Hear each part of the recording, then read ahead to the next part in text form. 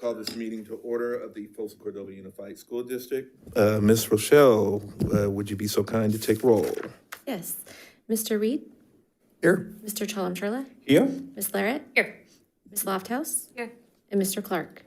Here. All are present. All right, thank you, ma'am. With that being said, I know there's no public comments. We'll head into closed session where we'll discuss student matters, employer-employee relations, conference with legal counsel, and personnel matters. So we'll adjourn into closed session.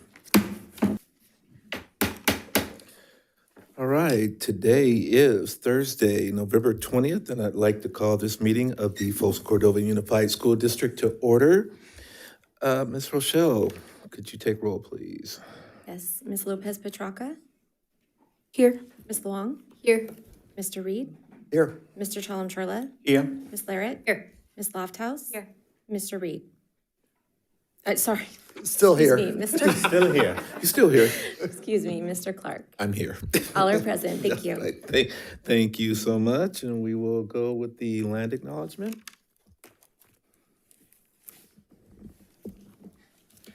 As the Folsom Cordova Unified School District, we acknowledge that our administrative facilities and schools occupy the unceded territory of the Nishanan and Miwok, the original people of the skies, land, and waters where we work and learn. We also recognize the presence and ancestral stewardship of the Nishanan ancestral tribes, the Esto, Notumuse, and Nisim Pewanon to the north. And the Miwok ancestral tribes, the Amashune, Consumne, Halapune, and Mokalumne to the south along the Great Sacramento River system since time immemorial. We understand that this land upon which our institutions are built was once flourishing with natural resources and sustained by ancestral knowledge and practices of these indigenous communities. We acknowledge the injustices of colonialism and attempted genocide that have impacted these communities and recognize the resilience of their descendants who continue to thrive today. In our daily endeavors of teaching, learning, leadership, and community engagement, we commit to supporting, respecting, and honoring their culture, traditions, and lifeways. We pledge to work together for the evolving vision of the Miwok and Nishanan, especially for all future generations.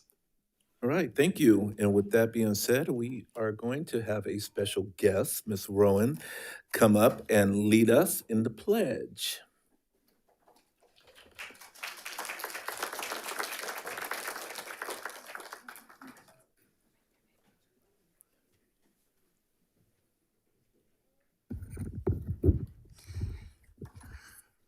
I pledge allegiance to the flag of the United States of America and to the republic in which it stands, one nation under God, indivisible, with liberty and justice for all.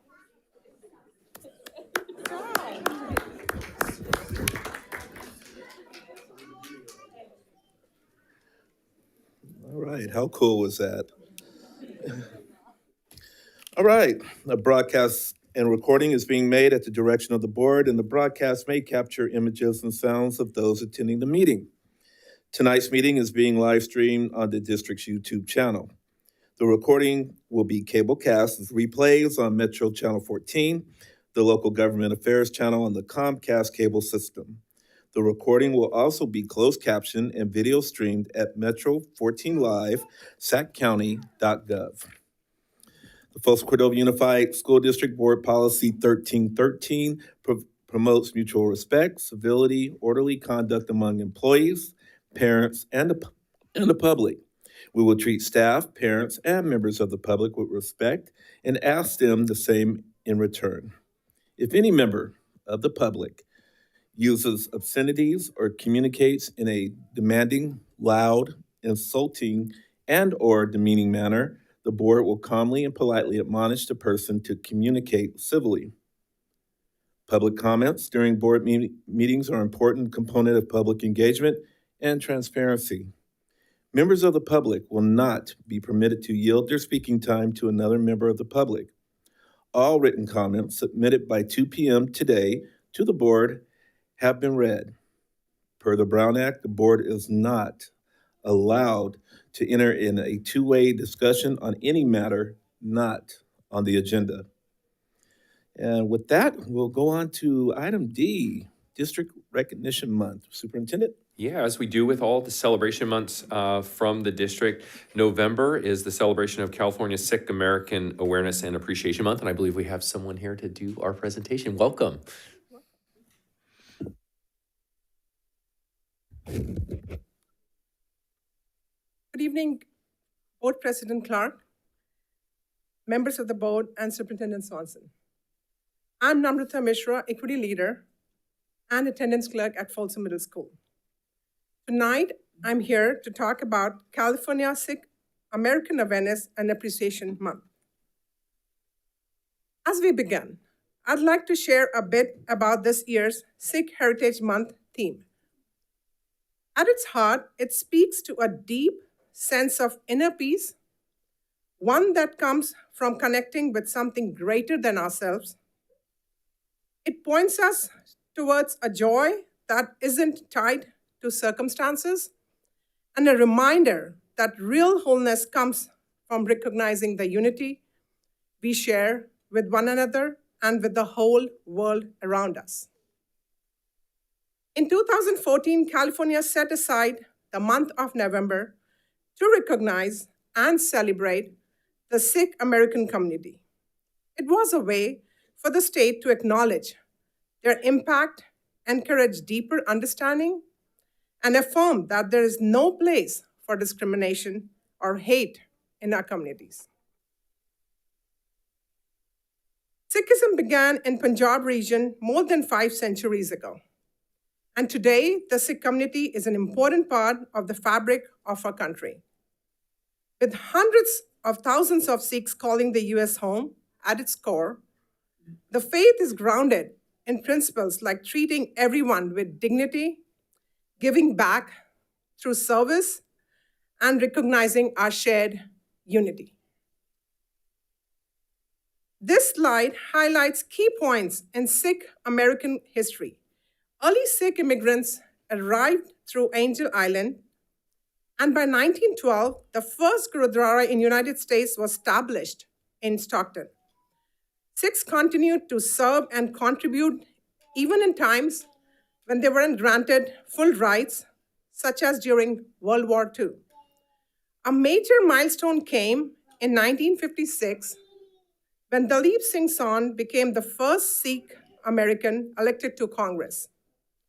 And more recently, we have seen communities like Yuba City grow into some of the largest Punjabi American populations in the country.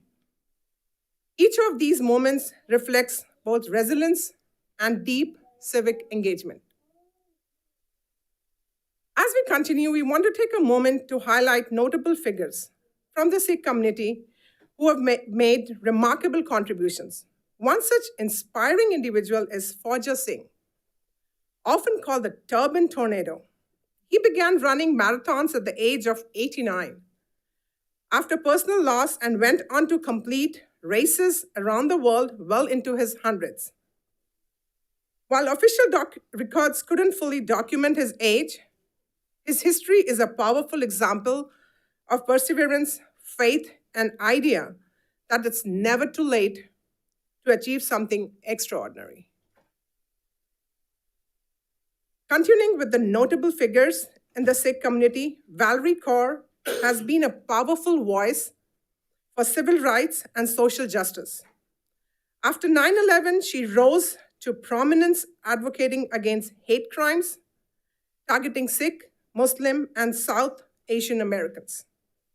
As a lawyer, filmmaker, and founder of the Revolutionary Love Project, her TED Talk and best-selling book have inspired many. Valerie's work continues to mobilize interfaith and social justice movements, making her one of the leading Sikh voices in the United States today. Now we turn our focus closer to home, celebrating members of our own FCUSD family. Among our Sikh employees, we have dedicated bus drivers like Shindipal Kaur, Jasveer Kaur, Gurpal Singh, whose daily contributions help keep our schools running smoothly. Recognizing them reminds us that richness of the Sikh community is all around us, not just in history or global accomplishments. As we wrap up, I hope this celebration of California Sikh Awareness and Appreciation Month has given us a deeper appreciation for the rich history, values, and contributions of the Sikh community, both globally and right here in our FCUSD family. From remarkable figures like Fauja Singh and Valerie Kaur to our own dedicated employees, we see examples of perseverance, service, and unity that inspires us all. May this month be a reminder to honor those contributions, embrace understanding, and carry forward the spirit of connection and respect in our daily lives. Thank you for taking the time to learn, reflect, and celebrate together. Thank you. All right, thank you, Nell. All right, item E, we are going on to Secondary School Spotlight, Adult Ed. Yeah, I'd like to invite the team up to the podium. I will say, I think oftentimes school districts were thought of as like pre-K 12, preschool to 12th grade districts. Most districts have adult education, but not every district has the incredible adult education that FCUSD has. And I'm really excited that you're here to celebrate today. So welcome. Good evening, President Clark, board members, Superintendent Swanson, and members of the Executive Cabinet. My name is Colette McDonald, and I serve as the Assistant Principal at Folsom Cordova Adult School. I'm joined by Alicia Alejo, our Academic Advisor, and two of our recent completers who you'll meet in a moment. Our mission and primary focus at the adult school is to bring living wage jobs to Folsom and Rancho Cordova residents. Here is a snapshot of our current enrollment. The largest of our three major programs areas is English language development. Students can also take citizenship prep and language development integrated career classes. We currently have 560 students in 16 leveled classes in person, online, and in our Rancho Cordova community schools. Due to our long and slow-moving wait lists, we are starting asynchronous instruction in January for those who are waiting for a spot in a class. And now let's hear from one of our CTE completers.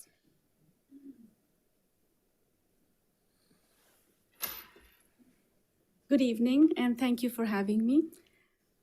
While working as a program coordinator at a local organization, I decided to upskill by joining the Microsoft Office Specialist program offered at the FCUSD Adult School, where I gained valuable skills. Thanks to the incredible guidance of Ms. Alicia Alejo, our transition specialist, I was able to get my international master's degree from Germany, evaluated, and transition towards a career in education, which is my passion. I'm now happy to be a part of FCUSD as a sub-teacher. This school truly reflects the district's vision of empowering all learners to thrive through educational excellence. Thank you. Thank you, Zarmina. Good evening. At our adult school, we offer both high school equivalency and high school diploma completion programs. As of today, we already have 17 graduates. 145 students are currently enrolled in our high school programs. The demand is high and remains dynamic. As one student graduates, another begins their journey. Let's hear from one of our completers. Hello, my name is Jashara Moye. I graduated from Folsom Cordova Adult School in May of 2025. Attending this school has truly given me a second chance to go back and continue my education. The self-paced program allowed me to balance my day-to-day responsibilities while working toward my high school diploma. Even though the program is flexible, the staff continuously encouraged and motivated me to stay on track and finish strong. One of the most special parts of my journey was discovering that I wasn't alone in it.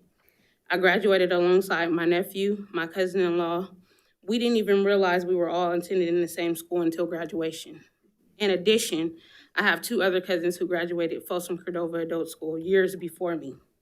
It's amazing to see how members of my family have been positively impacted by this program. Folsom Cordova Adult School offers so much more than just a diploma. It opens doors to new opportunities, providing job training and skill-building programs that prepare students for the workforce. This school has shown me that education is not just about finishing high school. It's about building a better future. I'm proud to be a part of this community and forever grateful for the inspiration, support, and second chance it has given me. Thank you.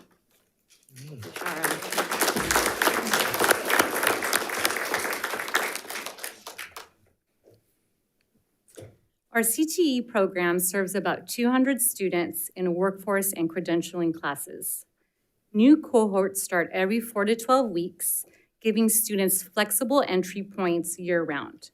We offer training in high-demand fields like Microsoft Office certification, medical assisting, phlebotomy, pharmacy tech, and other various medical classes. These programs provide hands-on skills and industry credentials, helping students move quickly into strong career pathways. Our SMUD pre-apprenticeship electrical program is the first step in preparing students for careers in an electrical industry. We serve new cohorts of 30 students every 6 weeks.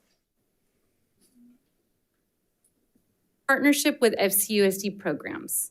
Our literacy and English language development programs for parents at Cordova Meadows and Williamson have been so successful that we're opening a 3rd site soon. In December, we're launching the welding program, the first time in 5 years. Spots are filling quickly, showing strong community interest. A special thanks to Alan Sims, Shannon Spears, and the Kinney team for helping us make this happen. Every semester, we train paraprofessionals to be ready to take high-demand jobs at FCUSD. These pictures shown here from a recent mock interview show an interview opportunity with school and district administrators. Watch for our spring job fair in conjunction with Folsom Cordova Community Partnership because everyone deserves access to a living wage job. Thank you. All right. Thank you. Appreciate it. And congratulations. All right. President Clark, a couple things. Can I make a couple comments? And I know they're adults, but can we take a picture since we've been taking a picture? We've been doing yeah. all year. But a couple things real quick. I remember you from graduation. Yes, I do too. It was an awesome day. I wanted to say that as you could see from the presentation, our adult school is doing an amazing job. So they're going to be presenting in January at the Rancho Cordova City Council because I think it's important for everyone in the community to know. I'd love to figure out how to get away onto the Folsom City Council agenda as well to take advantage of the program. And then that leads me to my one question is that there's a waiting list. Is that because of space or staffing? What's the waiting list about? That's a good question. The demand is so high. Yeah. Particularly this year, we're noticing it's very high and we don't have enough classes to serve. Like space, like classrooms? Classrooms. Okay. Yeah. Yeah, Okay. the demand is very high. Cool. So that's why we're opening at elementary schools to serve the parents of the students. But even then, the demand is very high. I visited the Williamson class. Yeah. It was awesome. Yeah. So, okay, you ready for a picture? Yeah, we Students love in the middle. That's the rule. Yep. What you're gonna do is have you come right up. Awesome. Right up in the front.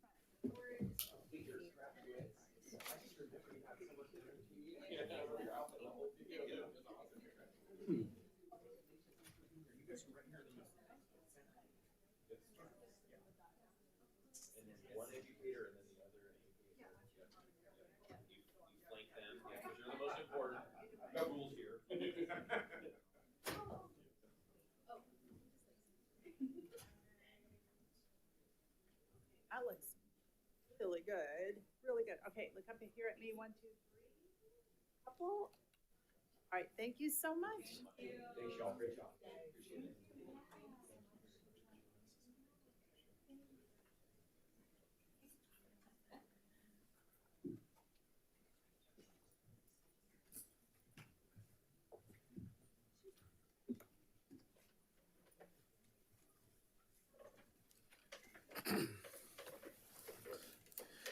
All right, we'll head on to item 5, reporting out of closed session, Superintendent. Nothing to report. Thank you, sir. Item 6, adoption of agenda. I'll move. Moved by Board Member Larrett, Second? second by Board Member Charles. Ms. Rochelle? Yes. Ms. Lopez Petracca? Aye. Ms. Long? Aye. Mr. Reed? Aye. Mr. Chalem-Ferla? Aye. Ms. Larrett? Aye. Ms. Lofthouse? Aye. Mr. Clark? Aye. Motion carries 5-0. Thank you, ma'am. Item number 7, we'll do the agenda consent. We Mr. need to Clark? pull a couple items. Yeah. I was waiting for that. All right, so who's pulling?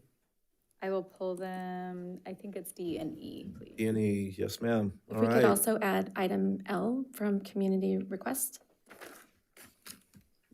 And student board members, D and E is to recuse yourself, just so you know. We're looking at item L. Correct. Thank you, ma'am. All right, I'll entertain a motion. I'll move. Moved by Board Member Lofthouse, I'll second. second by Board Member Reed. Ms. Rochelle? Ms. Lopez Petracca? Abstain. Ms. This is for the Everything else. everything For else. everything else except. Aye. Thank you. Ms. Long? Aye. Mr. Reed? Aye. Mr. Chalem-Ferla? Aye.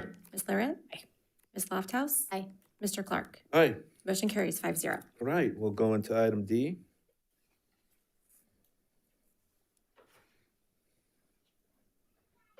I'll move. Moved by Board Member Laird, I'll second. second by Board Member Lofthouse. Ms. Rochelle? Ms. Lopez Petracca? Abstain. Ms. Long? Abstain. Mr. Reed? Aye. Mr. Chalem-Ferla? Aye. Ms. Larrett? Aye. Ms. Lofthouse? Aye. Mr. Clark? Aye. Motion carries 5-0. Thank you, ma'am. Item E. I'll move.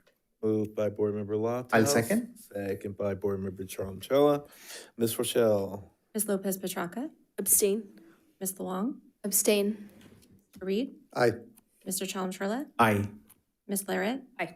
Ms. Lofthouse? Aye. Mr. Clark? Aye. Motion carries 5-0. Thank you, ma'am. Looks like we're looking at item L.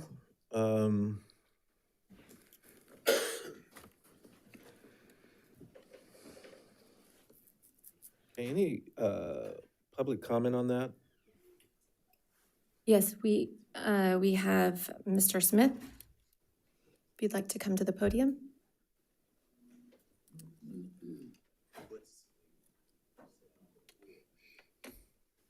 Good evening, Board, Mr. Swanson, the district. Can we put the thing up there? This would be 4118.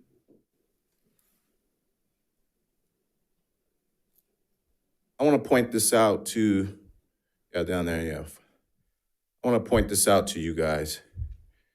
Reading from suspension/dismissal procedures to the fourth paragraph. It clearly outlines, for instance, the second paragraph, when the board finds that there is cause to suspend or dismiss an employee pursuant to. It also furthers more, it states in here that the board would vote on that. I do see where it says superintendent, it says the superintendent shall notify the board whenever there is a cause to suspend or dismiss an employee pursuant to. And then if you look at the other action, the policy of 4218, says the governing board expects all employees to perform their job satisfactory, to exhibit professional appropriate conduct, and to serve as positive role models. I don't know, to me, this seems like you guys are responsible, show some responsibility to actions of teachers. when the CDE makes a ruling that the teacher enacted in retaliation discrimination. When the teacher runs around telling students there's no money to go to festivals because a parent and student is suing her. You guys have record there's no lawsuit been filed. There's multiple acts of violating the code of conduct for teachers, but yet there's no action. This is why when I've met with you guys individually, I said that my friend says you guys hold some level of responsibility. A teacher does not have free will or reign to do whatever they want. Think about it. What job gives you free will to do whatever you want? There's rules and there's policies, but I constantly see the rules and the policies of the district being violated, and they're being ignored at the risk of the children. The customer is the child. Thank you, Mr. Smith. All right, any questions from the board? I do have one, Superintendent. Was this a policy that was recommended through CSBA? Absolutely, sir. So this policy 4218 was reviewed by the policy subcommittee on August 20th and including the CSBA recommended revisions from March of 24. And as some of you may recall, we brought this to the board for consideration on September 18th. There was a public comment that requested we pull the policy to be reviewed back with that input. And then therefore the policy was reviewed again on October 22nd, 2025 at the policy subcommittee meeting. And the changes that were made from the original submission from CSBA to this one is the line both at school and in the community. So the line reads, to exhibit professional and appropriate conduct and to serve as positive role models, period. And then with that, our policies, the ones for personnel, when you see a 1 as the second digit, so 4118 is for certificated staff and 4218 is for classified staff. The comment was by a classified staff member on 4218, but to align the language, we brought forth 4118 as well and eliminated both at school and the community as well. Right, yep, that's what I wanted to hear. All right, thank you. With that, any other questions, comments from the board? Miss Daddy. At this time, I'll entertain a motion. I'll move. Moved by Board Member Laird, I'll second. second by Board Member Lofthouse. Miss Rochelle. Yes, Ms. Lopez Petracca. Aye. Ms. Long. Mr. Reed. Aye. Mr. Chalem-Churla. Aye. Ms. Larrett. Aye. Ms. Lofthouse. Aye. Mr. Clark. Aye. Motion carries 5-0. Thank you, ma'am. All right, we'll go on to item 8, special presentation. There are none, none by staff. Oh, Well, there is. There is one, yep. By staff. Look at Dr. Peace. She was like, what? Yeah. Sorry. But yeah, so Superintendent, I'll turn that over to you. Yeah, appreciate it. Inviting Dr. Peace up. I believe there's a couple other folks that are coming to present as well, which we're excited about. I don't want to steal any of the thunder. So the title is Building Pathways, Building Futures. This has been a long time coming, this conversation about reimagining alternative education. Dr. Peace, the floor is yours. Right. Good evening, President Clark, members of the board, and Superintendent Swanson. Tonight, our Alternative Education Reimagine Work Group is honored to present the progress that we've made over the past couple of years as we reimagine alternative education to better meet the diverse needs of students within Folsom Cordova Unified School District.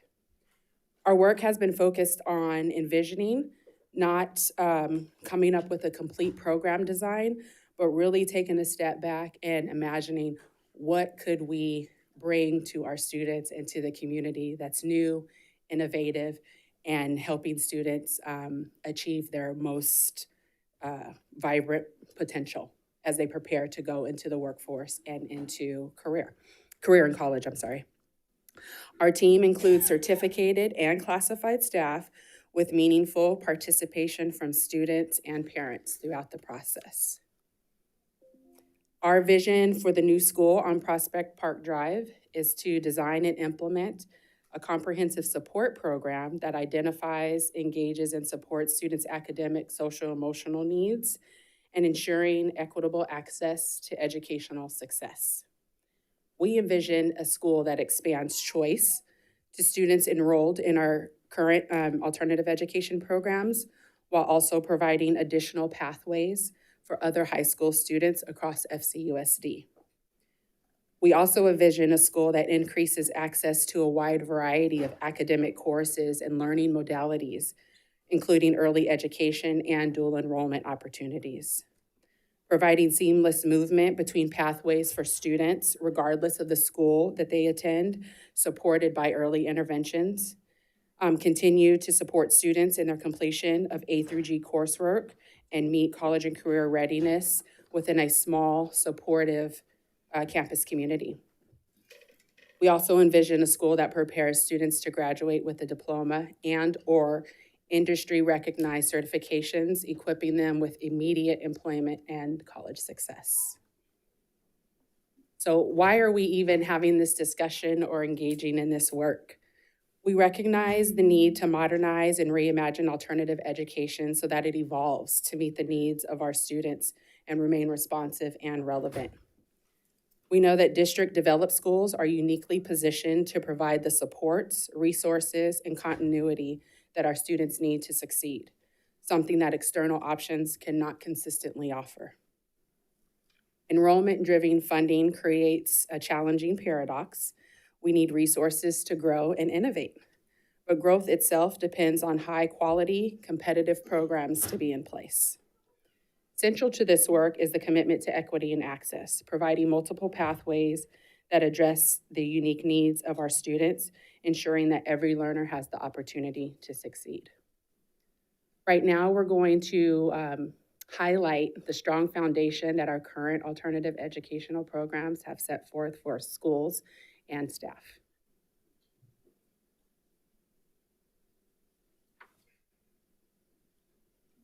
All right, so looking at our current program here at Kenny High School, which is the continuation ed school in Rancho Cordova, it's the credit recovery program. It allows our students to get back on track. It's focuses smaller class sizes, targeting supports for those students who have complex needs, while also building that community feel. Oftentimes you'll hear us refer to ourselves as the Kenny family, trying to welcome everyone on board. We are a community school, and we are very proud of that fact, and we work very hard to ensure that we bring that feel to everyone that comes onto our campus and feels welcome. It's one of our strengths. Miss Emma Falcon is here. I don't know where she's at. She back? There she is. She's our community schools facilitator. She helps facilitate a lot of those needs, from just greeting everyone at our front porch, which you'll see in some of the slide pictures, as well as having our students just feel connected and better supported in our community. And that goes along with our cultural appreciation days, as well as our holiday meals, which I'm sure most of you have come and been a part of, which is just one of those positive climates and things that we build at our school. And it, again, comes back to that student life. So we have a soccer and a basketball team that allows us to compete with other alternative ed schools. We have a mental health and wellness groups that are ongoing, as well as the CTE and programs we have is a culinary kitchen, which I know has provided food for the board, as well as other events here. And then we have a welding program, which has gone off to other welding competitions and try to connect kids with a career opportunity. So those industry sectors currently are the hospitality and tourism with the culinary arts, as well as the industry pathway for welding. We are looking at trying to get it dual enrolled. We're having an issue currently with the college end, not our end, of getting those credits for the welding, as well as we also have a nice art program where Silver students are placing pretty well, actually, at several art events, including the City Hall one that just recently occurred.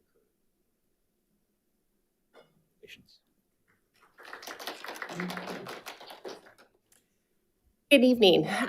Although Innovations was born out of the needs of the pandemic, its design was to last a lot longer than that. In order to provide have our district to be able to provide alternative educational options for all of our students. One thing that we really recognized when developing this school, especially at the time that it was developed, is that we're preparing our students, all our students within our district, for careers that don't exist yet, problems that haven't been created with solutions that haven't been invented. So one of our three core values are innovation, collaboration, and then self-empowerment. And so one of the reasons why innovations is so important to our families is it provides them control over their educational environment when the traditional environment doesn't fit them. So it allows them a lot more flexibility, a lot more control, but also to be able to still have the best supports of a direct instruction model and still be able to expand themselves. So I have a quote here for one of our students that to describe this. And she had said that innovations has been awesome and helpful experience for me since I'm a very shy person. And being able to attend such a school makes everything else less overwhelming and more flexible. This school also makes me less nervous to attend school. And those needs we see are day-to-day happening. So through alternative options like Kinney, Walnutwood, and innovations, it allows our district to really be able to touch and to support every single student that we have. I'm going to welcome up one of my teachers, Jessica, to speak about Walnutwood.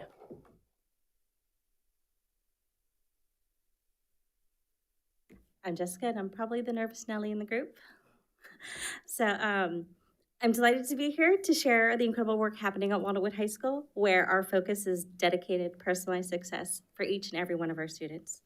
Our offerings focus on key programs and support designed to meet diverse student needs, and we provide high-touch care, including our unique adolescent parent program with on-site childcare for our pregnant and parenting teens. We ensure students always have help throughout the day through daily in-person and online support, and targeted academic assistance like math and science support and in-person labs.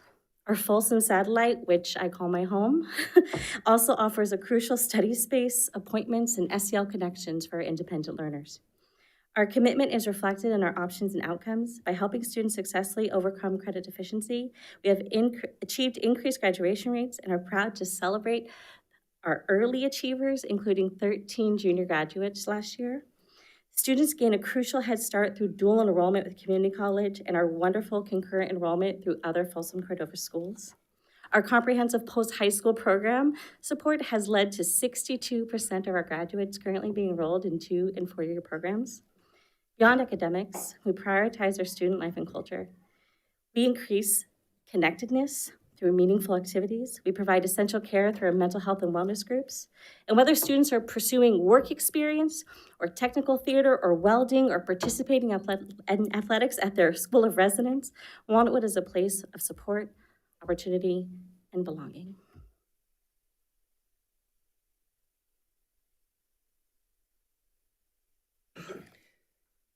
Okay, so this work began during the 2023-24 school year amongst a group of educators who were focused on identifying challenges and exploring potential solutions.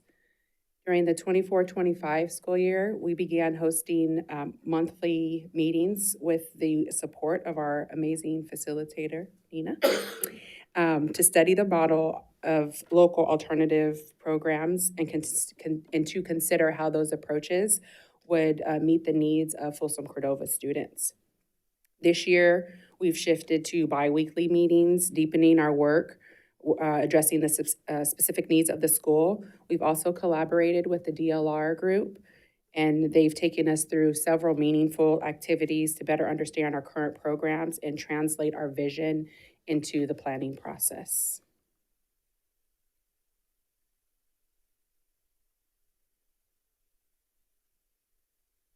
Thank you.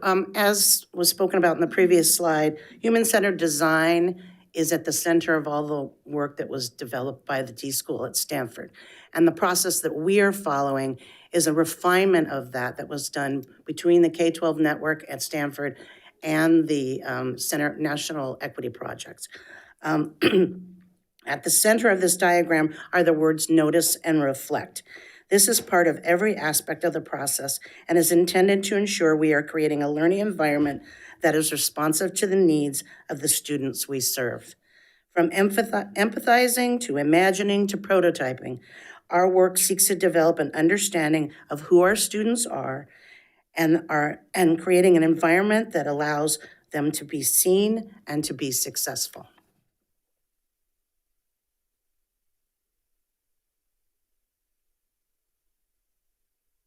During our visits to model schools, our team identified several key practices that resonated strongly with our vision.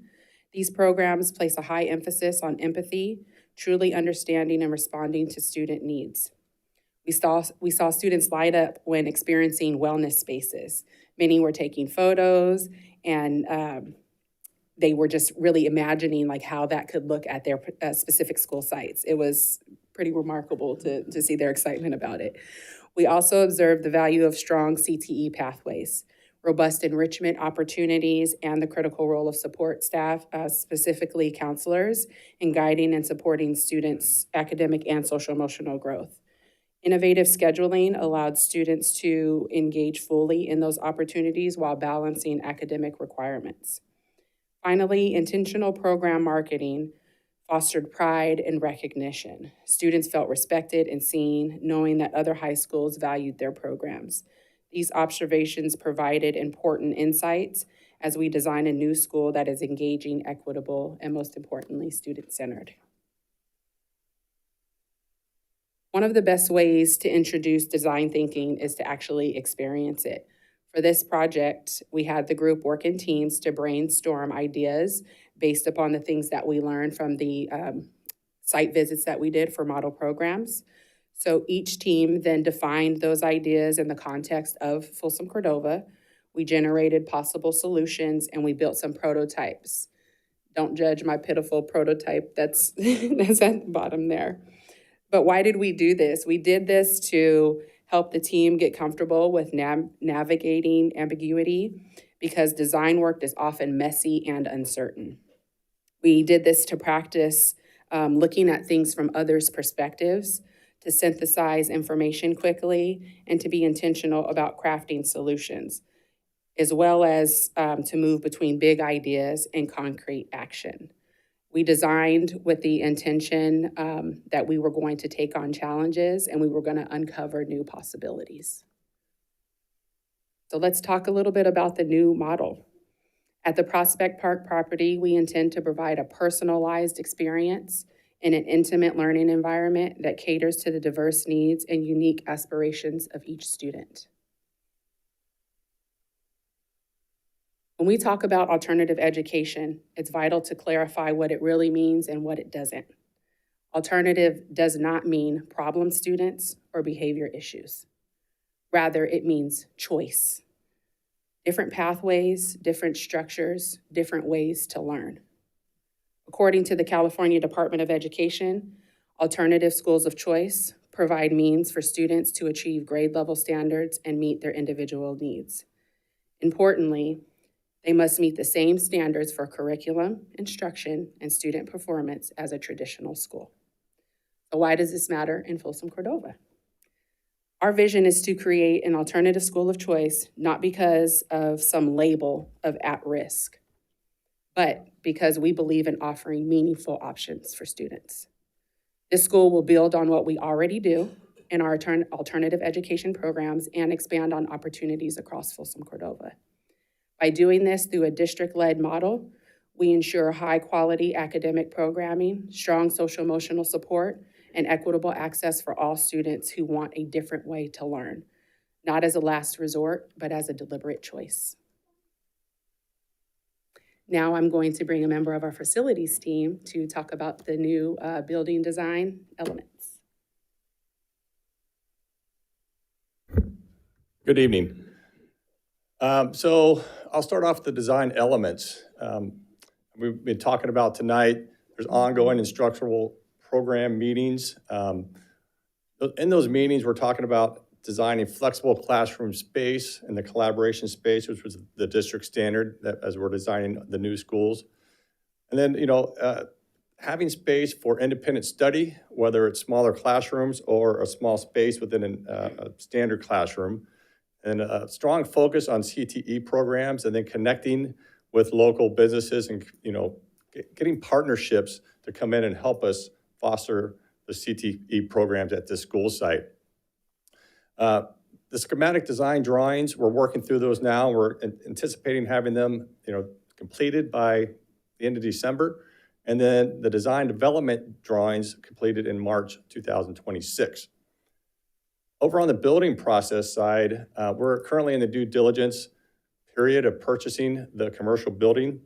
And when you know, kind of thinking out of the box, it was a great idea driven by the board to think about using an existing site, commercial building, to move this campus onto. And when you do that, the division of the state architect, there's certain requirements that we have to meet structurally to convert an existing commercial building into a state required facilities. And we had a meeting with the Division of State Architect, DSA, and it was actually a really good meeting.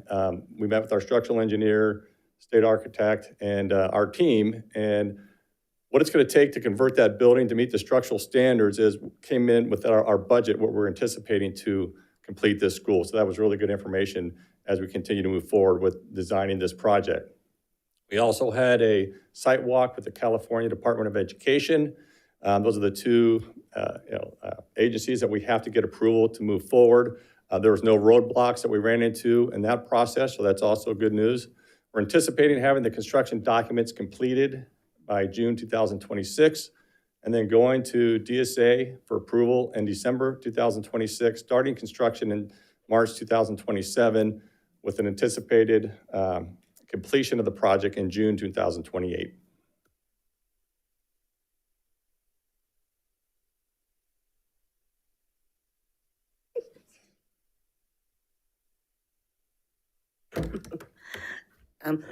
Excuse me, I've got a stupid cold. The brainstorm that you're seeing represented in this slide is a component of the empathy gathering that was seen on the previous slide where I talked about our process. It occurred immediately after the team charged with me imagining the work viewed the building for the first time.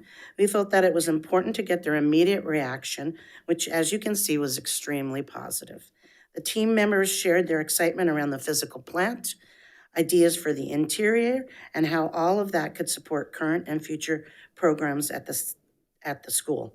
It allowed the team to imagine how this new space will help to elevate the learning and experience of students. Imagining what the space could be is also a part of our conversations with students and families as we engage them in our process.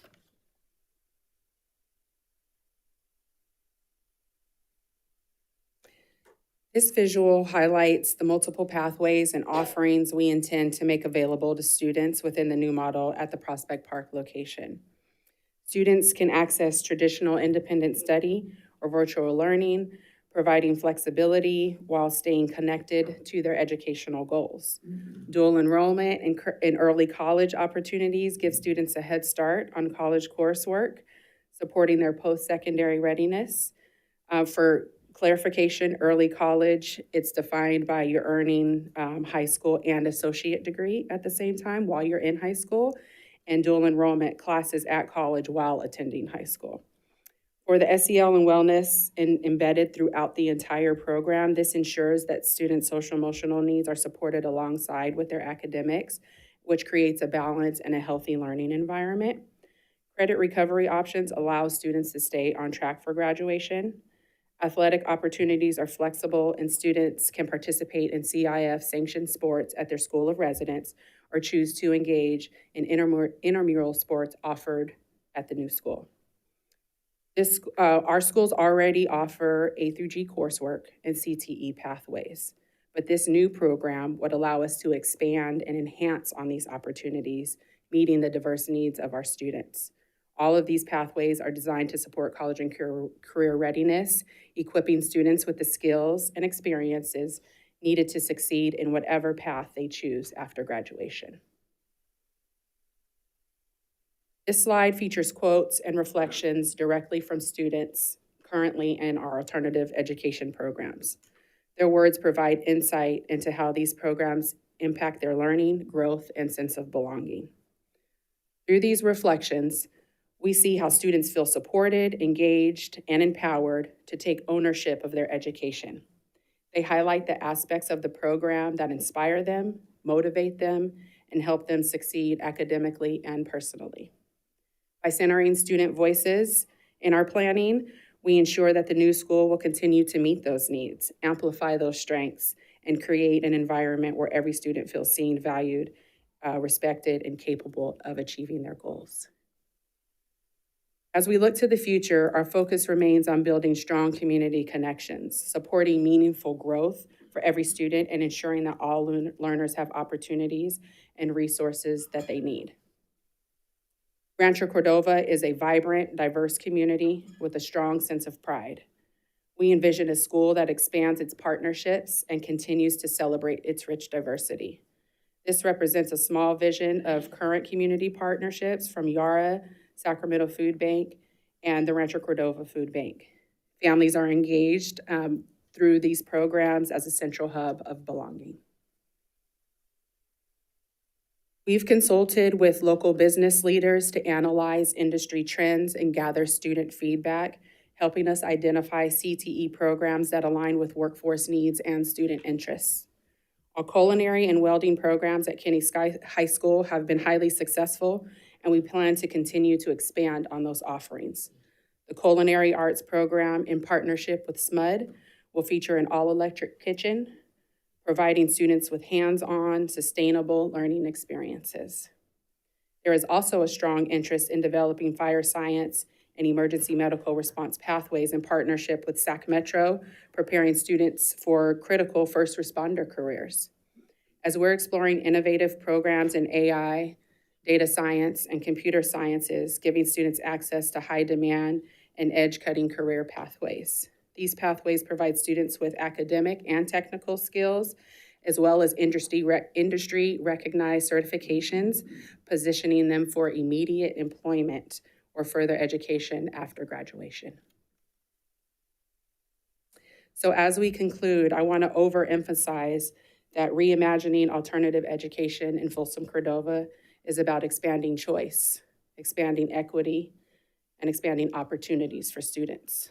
Over the last 2 years, our team has engaged deeply with students, families, staff, and community partners to envision a model that meets students where they are and supporting where they're going.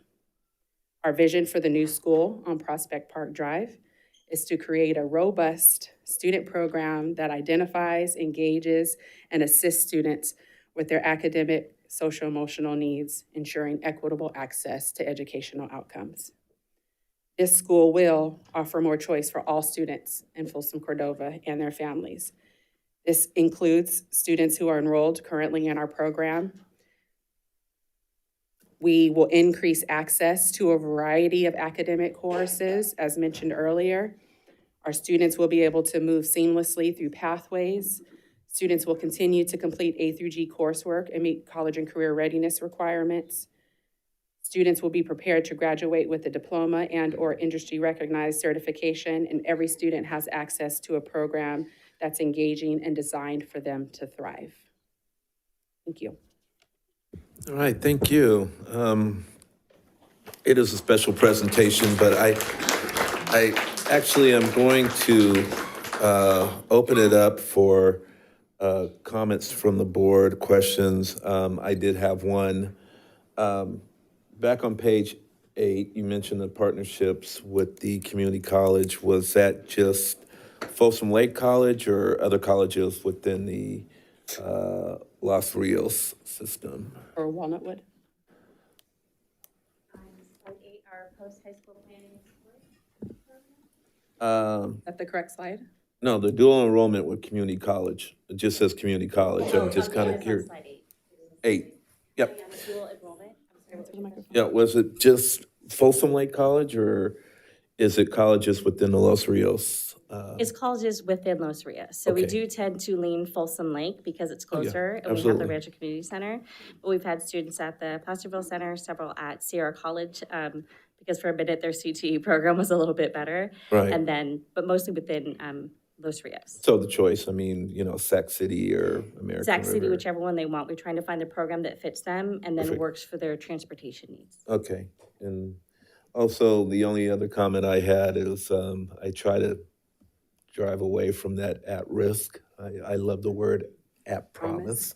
But other than that, I mean, it's a great presentation. I loved it. Any other comments, questions from the board? I just have a comment. Yes, ma'am. Thank you.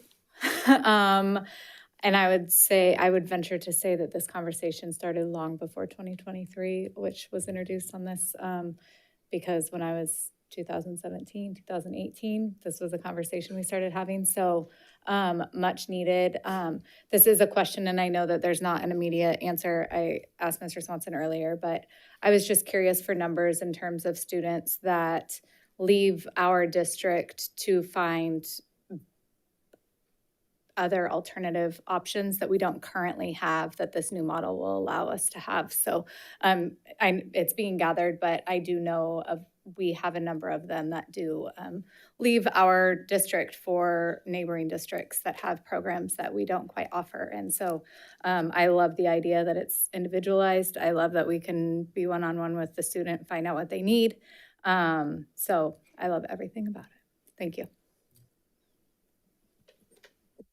Anyone else? I'll just make one comment, Mr. President. Thank you for emphasizing the word alternative is not for the troubled kids, that kind of thing. It is a school of choice. School of choice, right? You know, everyone brain cells that chips will click for something, not for the education, right? Thank you.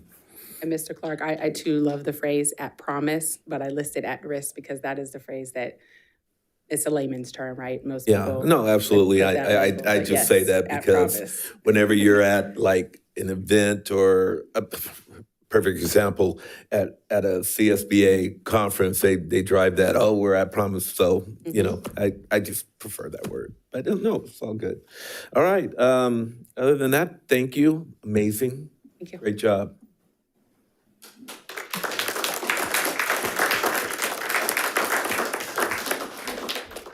All right. Looks like we're at item 9, public comment. Time will be given to speakers at the discretion of the board chairperson. The law allows the public to address the board on any matter not on the agenda, but the law prohibits action by the board on non-agenda items. With that being said, Ms. Rochelle, I'll turn that over to you, ma'am. Okay. So first we have Ms. Konwinski. If you could please come to the podium, followed by Ms. Natoli.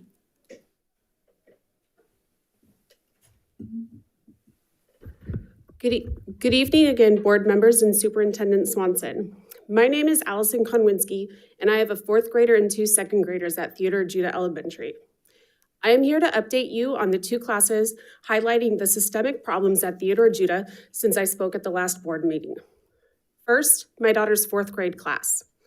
Her classroom did not have a permanent teacher, but rather a rotating door of substitutes with no curriculum or structure. As of last week, she finally has a permanent teacher, almost halfway through the school year. I appreciate your efforts to secure stability in the classroom. However, I need to remind everyone this was avoidable. Mrs. Bratton was the first teacher in that classroom. She had been a long-term substitute at Theodore Judah and actually wanted to teach at that school. The kids knew her. She loved the students. Then the district chose to play musical chairs with teachers, and my daughter's education paid the price. Then we have the 2nd grade classroom.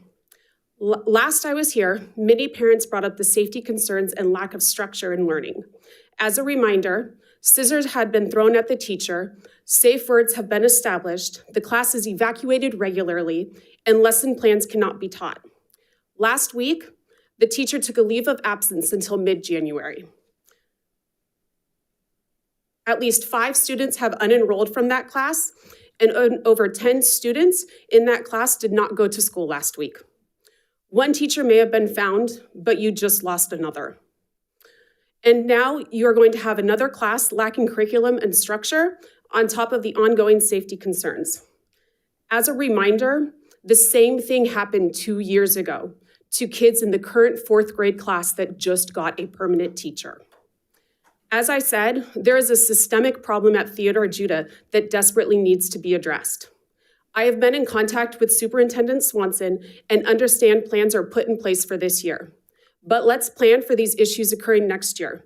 Support the staff at Theodore Judah and hold on to the teachers that want to be there. No teacher swaps once the school year starts. Limit the number of inter-district transfers allowed from one school. Have the paras and behavioral support staff on site and ready from day one. Hire a permanent vice principal. Move the academy so the school can qualify for Title I funding. Currently, Theodore Judah acts as 2 schools with the academy. Therefore, provide the admin staff and support staff for 2 schools. You undoubtedly will have these issues next year, as history has shown, until the district decides to make the change. My children's education relies on that change. Thank you. Thank you. Ms. Natoli.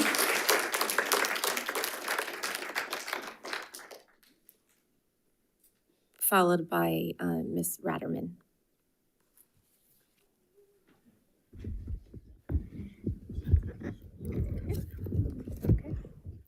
Buenos noches. Soy Nani Natoli.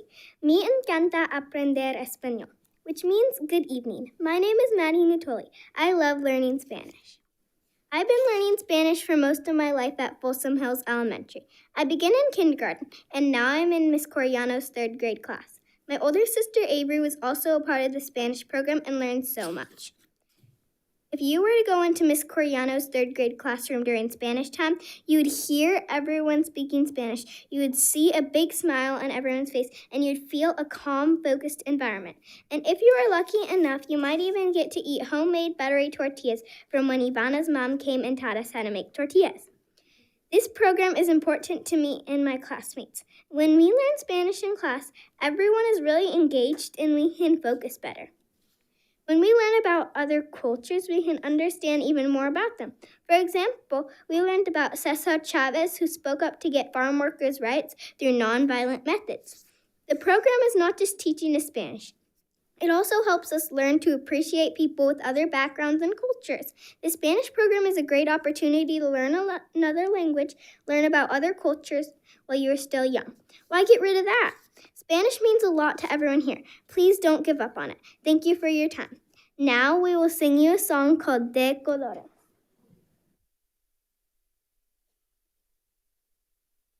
De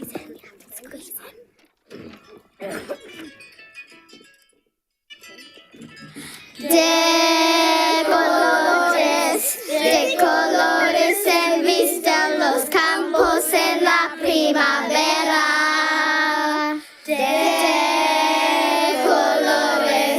De colores son los pajaritos que ven de afuera.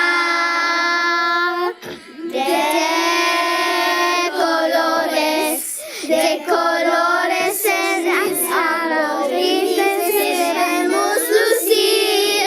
Y por eso los grandes amores de muchos colores me gustan a mí. Y por eso los grandes amores de muchos colores me gustan a mí. Bam, bam, bam.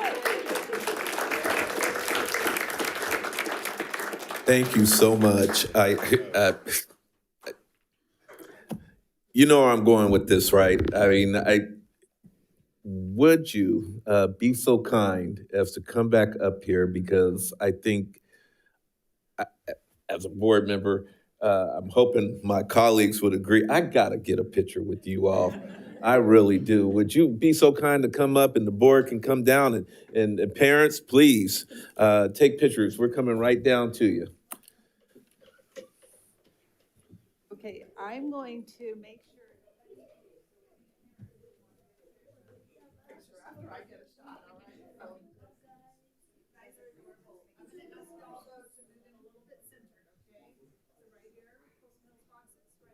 And you know what? Can we have you guys? Oh, yeah, look, it's like that. Your first time, you're taking a picture. You know what you're doing. Yeah, absolutely. So we'll have all the tall folks stand in the back. Stay on your feet. This looks wonderful. Okay. All right, all right. Very, very cute. There we go. Okay, 1, 2, 3. Okay, so don't move because I promised your parents to give a shout out and take a picture. Okay, so.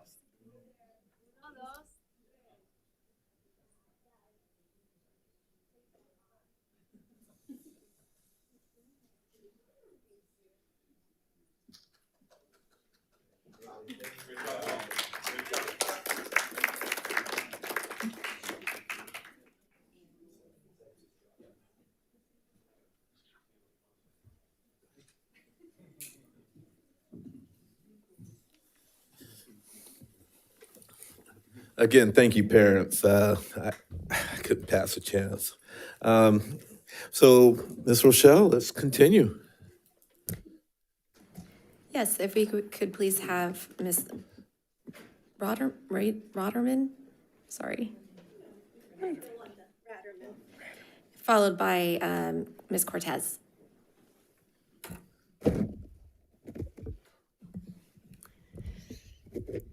Good evening, President Clark, trustees, Superintendent Swanson, and everyone here tonight. My heart is so full. Thank you all for that wonderful rendition of the Colores. I'm so proud. My name is Yolanda Moreno Ratterman, and I'm a Folsom Hills parent. As I shared in my email to you this morning, many families at our school are asking for a full and transparent review of the decision to end the FLES Spanish program. In my professional work in public education, I regularly work with program requirements and implementation procedures, and tonight I'm here as a parent who wants this decision to be based on complete information and aligned with California's expectations for equity in a broad course of study. We understand that scheduling and staffing are complex, and we respect the work of district leadership and our teachers. Our request tonight is simple and very reasonable. We're asking for a temporary pause to the termination of the FLES program so that key pieces of information can be gathered and reviewed before first interim staffing and scheduling assumptions become final. In particular, we're asking the board to review 3 things: the equity review required under Education Code 52060, an instructional minutes comparison, straightforward grade-by-grade look at FLES and non-FLES classrooms, showing where the conflict with state requirement truly lies, the school site council and school plan for student achievement process required under Education Code 64001, whether this program change was brought to the school site council, and whether changes to the school plan for student achievement were brought to the board. Tonight, I'm also submitting parent input collected under State Title V rules for specifically world language programs, CCR 11312, which shows strong community interest in keeping access to Spanish as part of our children's elementary experience. I respectfully ask that the board place this issue on a future meeting agenda before first interim, so families, staff, and district leadership can review the analysis together and consider alternatives to sunsetting the FLES program. We're not asking for an immediate reversal. We are asking for due process, an equity-focused review, 3 seconds remaining, and the chance to work together on solutions that protect both core instruction and early world language access. It's not a request for reversal. It's simply a request for more time. Thank you for your time and for your service to students and families. All right, thank you. Thank you. Can I submit the input forms?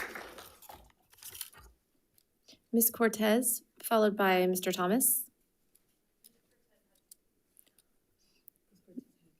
Mr. Thomas, can you please come to the podium? Followed by Mr. Brown.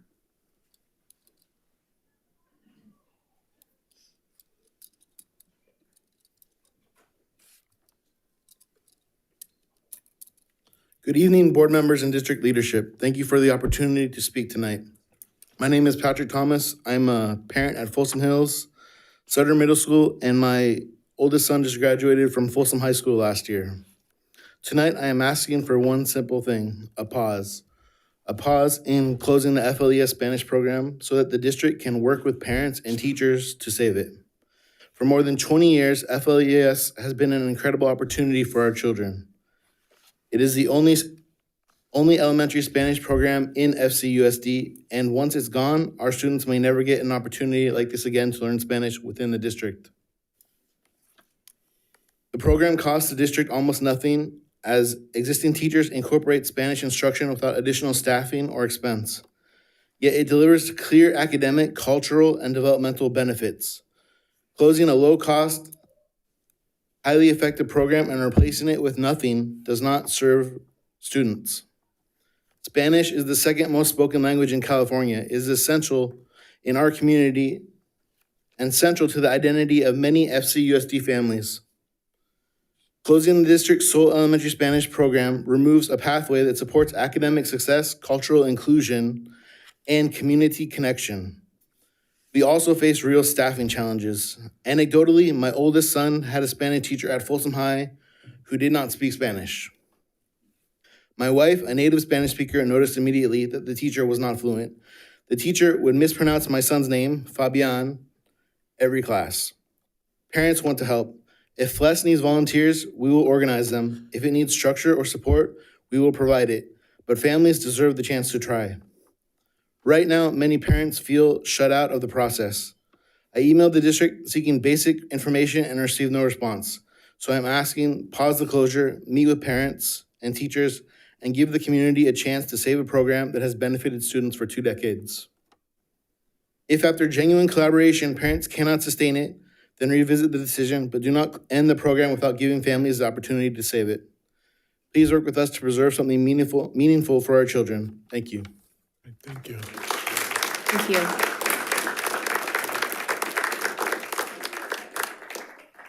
Mr. Brown, followed by Ms. Kringler.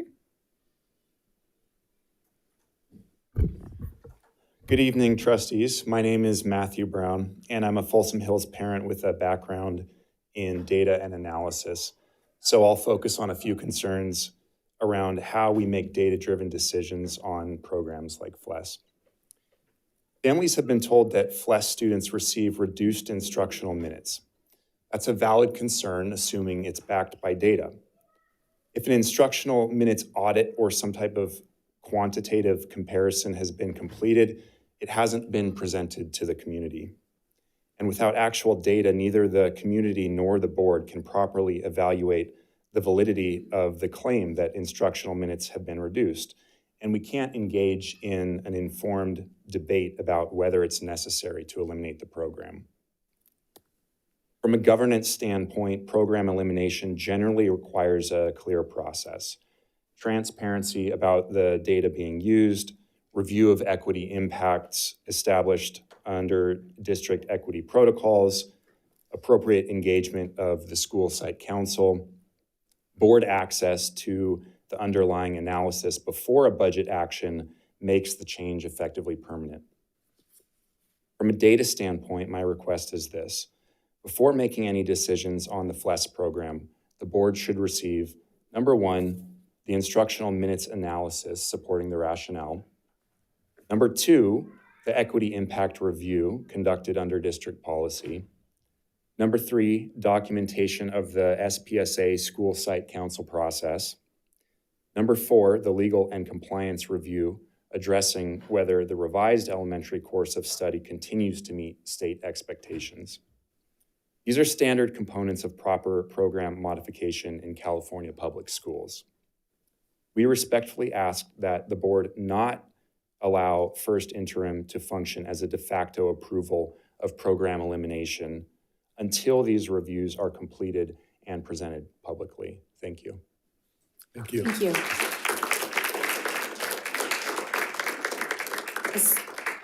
Ms. Kringler, followed by Ms. Romo Monroy.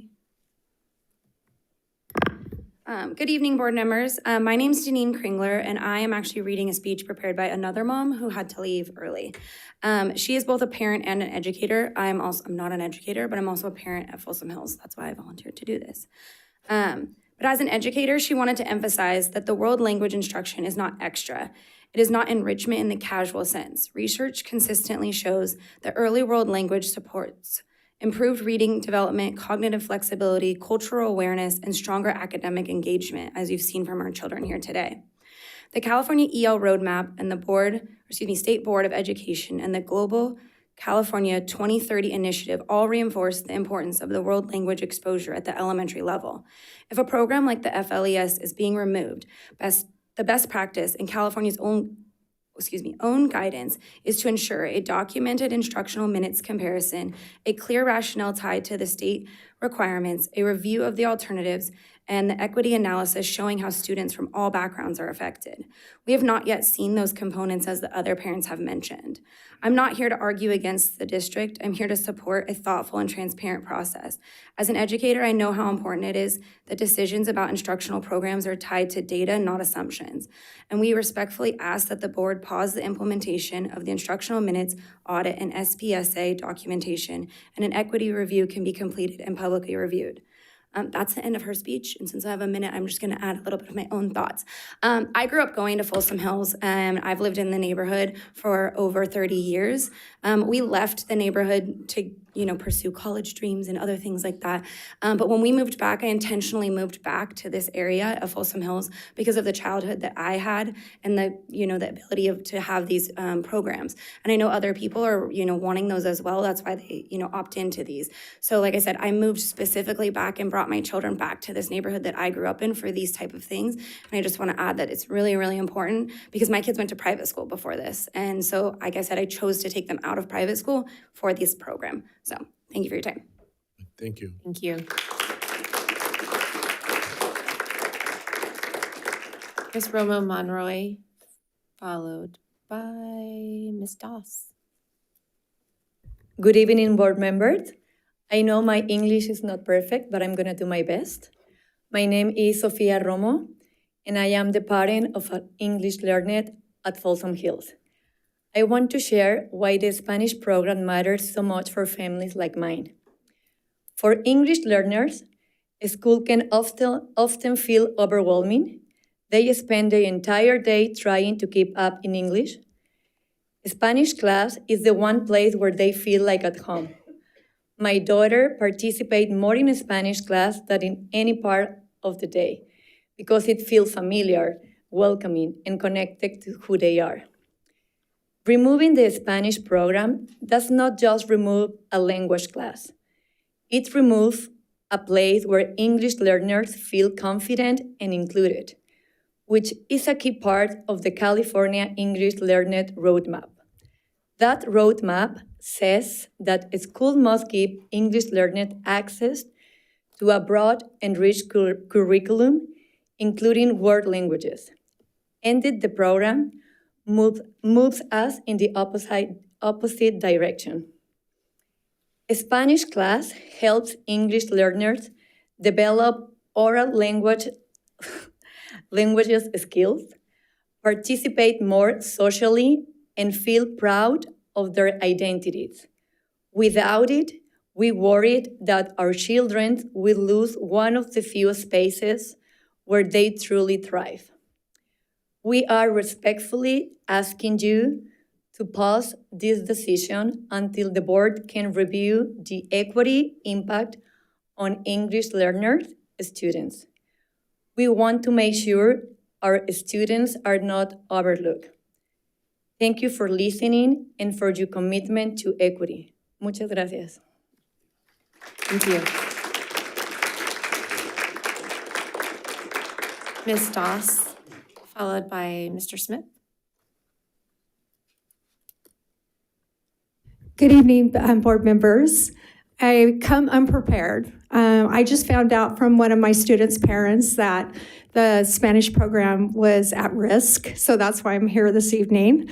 I jammed over here to give my comments. So the program means a lot to me, and the reason why is because I send students to Folsom Hills. The students learn Spanish in my preschool program, and they love it. And they love it so much that I was inspired to become a PYP candidate at school, which I just found out I am now that. And the reason why I say this is out of pride because we want to think global mindedness, right? That's what that program's all about. That's why I send my students there. Those students that I send there are so excited to learn more Spanish and learn more about the culture in addition to the regular studies. I mean, how many preschool students and kindergarten students go there thinking, I want to learn more, right? And so I just wanted to express that I really think this program is like a beacon for Folsom. And I would really be sad not to be able to send students there anymore. And I come here tonight because I'm really busy, but they wanted me to come and speak and tell you from my perspective, and I would hope that you would really consider it. And I appreciate everything that you do. I know there's a lot, and budget matters, but this program is a beacon. And we've got to think globally because we want to be able to have our students make a difference and for our communities to thrive even better. Thank you. Thank you. Mr. Smith, followed by Ms. Heine. Or Mr. Swanson, wow, it's another one. Another area. We got the physics, we got the math at Sutter, we got the jazz situation, and now we have a Spanish thing that costs you nothing? Is this all under the Curriculum Advisory Committee? I'm sorry, I was wrong. I guess Ms. Lofthouse goes to every curriculum committee meeting. Last week, Faith had a performance, so I couldn't be here. So I watched the YouTube. And when Mr. YK called for a discussion about the physics situation or about AP classes in general, Ms. Lofthouse, you said, oh, but we can't interfere with the teacher's assessment, the teacher's grades. Yes, that's true. If it's fair. If the teacher is teaching the curriculum that they're testing on, it becomes a different matter. You understand? You guys hold a responsibility to educate the community. And if someone's falling short of that, it needs to be addressed. Can't lean on, well, we can't do anything if a teacher is tenure. If I did that when it came to family court, then I wouldn't have sole custody of Faith. The other thing that I want to mention is the culture. I see people's Facebooks when they go on trips, on breaks. This physics class, the math students. Since I grew up in martial arts, I hold close to the Asian community. We don't do trips. We don't go to Hawaii. I take that money I would spend on Hawaii and I put it in my child in summer programs to educate her and strengthen her future because you have the rest of your adult life to have fun. That is the culture of the Indian community. That is the culture of the Chinese community. Filipinos who have it, that is their culture as well. Mexicans who have it as their culture as well. You gotta understand, there's a value, and you have parents coming up here trying to fight for their education, but yet we still see district ignoring it. When will it stop? Last year, I heard the same complaints from parents. Even the teachers union saying, we want better training. We want this for our teachers, but it's still an ongoing, and Faith, she was a part of that thing at Theater Judah with 4th grade. It's just, I had her at Sherman Oaks, public school with private education. She was just so strong. And I did with the summer programs to make sure she was strong. You guys gotta get on. You guys gotta get your act together. Thank you. Ms. Heine?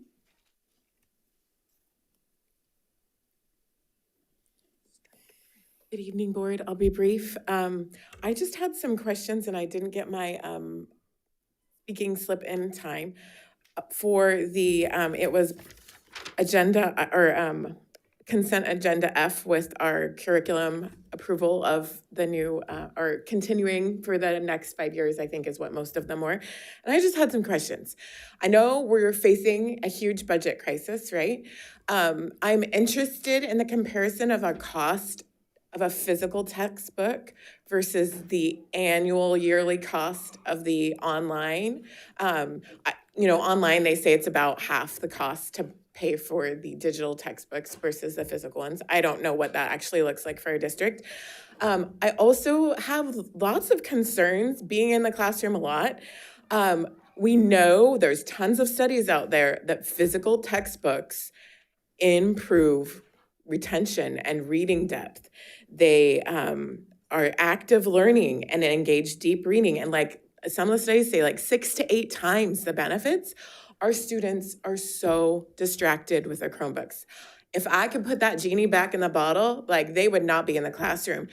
As we go around, we see, 15 tabs open, right? Like they're supposed to be doing their math, they're supposed to be doing that, and they'll jump back to it. But they cannot focus. And when we continue to buy digital curriculum only, I feel like besides cost, we also really need to look at what that digital curriculum is doing to our students and their ability to learn. These kids cannot sit still. They cannot focus. They cannot follow directions. And we're hoping that like the TK kid or the kindergarten kids are the COVID babies. We're hoping that we'll get back and see what classrooms used to look like before we had COVID. But maybe it's not, because we've changed a lot of things about a classroom. And developmentally, I do not believe that online curriculums and textbooks are the best choice for our children. And I really hope that that is considered, also the cost consideration, when we are looking at these matters. Thank you. Thank you.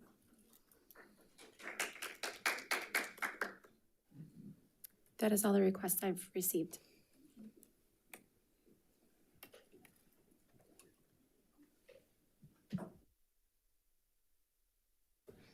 Is that it? Okay. Got it. All right, makes sense. All right, we'll go on. I believe we're on to item 10. Yep. Reports of district organizations. We'll start off with our Student Advisory Board member, Ms. Eveline. So, sorry. Last Thursday, me and Addie had our Student Advisory Board meeting at Mitchell Middle School. It was a chaotic day due to the rain, but all was well. We got to make sure the presentation was working, and then we had a couple issues, but it turned out okay. So some things that we discussed during our meeting was Winter Wonderland, and we're securing a location, and we're working very closely with Mr. Maroon to see where exactly it's going to be. Addie, during our presentation, Addie shared how to speak a public comment during a board meeting for any students that were interested in and aren't aware on how to do it. And then we had school ambassador updates, so it's kind of like the school representatives, and they explained what was going on at their respective school sites. And then we had every single SAB member meet with their committees to finalize or plan future events that go along with their committees. That's all I have. Thank you, ma'am. California School Employees Association.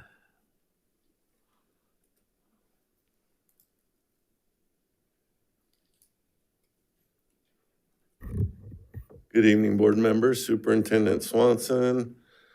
I am pleased to report we have come to a tentative agreement for Article 8 in negotiations. This was a goal of ours since the beginning of the school year to close out negotiations for the current contract, or CBA. Once this is ratified, this will close out that CBA, and we will begin openers for the next school year, beginning 26-27. We hope to have openers ready for you by February, if not sooner. Counting on February, though. Have a great Thanksgiving weekend. That's all I got tonight. All right, thank you, sir. Folsom Cordova Education Association. Thank you, ma'am. All right. Folsom Cordova Leadership Association. Similarly, good evening, President Clark, board members, Superintendent Swanson. So as we approach Thanksgiving break, I'd like to take a brief moment just to reflect. Many of us in this room have so much to be thankful for, and it's important for us to keep in mind those in our communities and schools that may not be as fortunate as us during this time.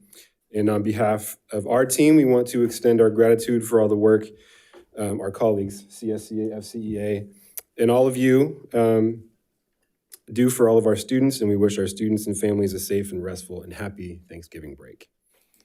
All right, thank you, sir.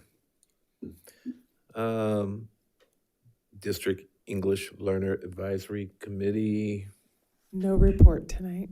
Thank you, ma'am. And board committees. Yes, Mr. President. Yes, sir. All right. Just 3 committees this meeting to report on from the last board meeting. On November 14th, the Facilities Committee meeting met.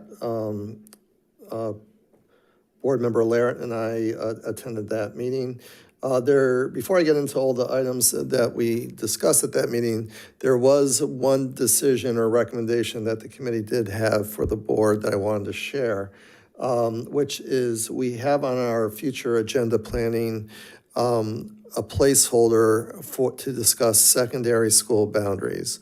The recommendation of the Facilities Committee is to take that off of future agenda planning. There's a lot of moving parts right now. It's not that it's not important. It's not that it won't be back before the board. It's just we have to go through certain processes before it's timely to bring it back to the board. So if the board concurs, we'll remove that from the future board agenda. All right. Is there a consensus on that? I don't think it needs to be like an action item. All right. Awesome. All right. At that meeting was actually a pretty long meeting. We got an update on the new 500 to 800 school that we're going to be building or opening in Rancho Cordova. We also had a comprehensive facilities plan update. Basically, was the last conversation before it goes live, and that comprehensive plan, which we were presented at the last board meeting, will be going live in December. We also discussed Theodore Judah fencing. Staff has agreed to replace the 4-foot fencing along the front of Theodore Judah with the iron fencing that we've been installing at other elementary schools. That fencing project will be done in the summertime. So obviously, both Jen and I express our appreciation on staff for agreeing to do that. We also had an update on the Cordova High admin and library, as well as an update on the Cordova Villa plans and timeline as well. And I believe Cordova Villa, there's an item on that coming up tonight. We also discussed maximization of project communications with the community to make sure the community is aware of everything that the district is doing in the area of facilities. Also, just a general question of were there any Christmas break or winter break projects? It was just more maintenance related that the staff is going to work on during that time. But that's a quick update on the facilities meeting on November 14th. We also, or I should say, I also participated on November 17th on the new middle school design planning meeting. That particular meeting was discussing the nursing area in the plans for the new middle school and high school. And then finally on November 19th, there's a policy committee meeting that board member Lofthouse and I attended and went through a number of proposed edits to policies. Most of them dealt with recommendations from CSBA. A couple were related to actually recommendations that this board asked for on changes for both the inter-district and intra-district policy. I know it was a while ago. I think we had our meeting in February when that request was made. I think we are finally at the tail end of the process, and it will be before the board, the recommendations, the first meeting in January. That is my update. Thank you. All right. Thank you, sir. Any other board committee reports?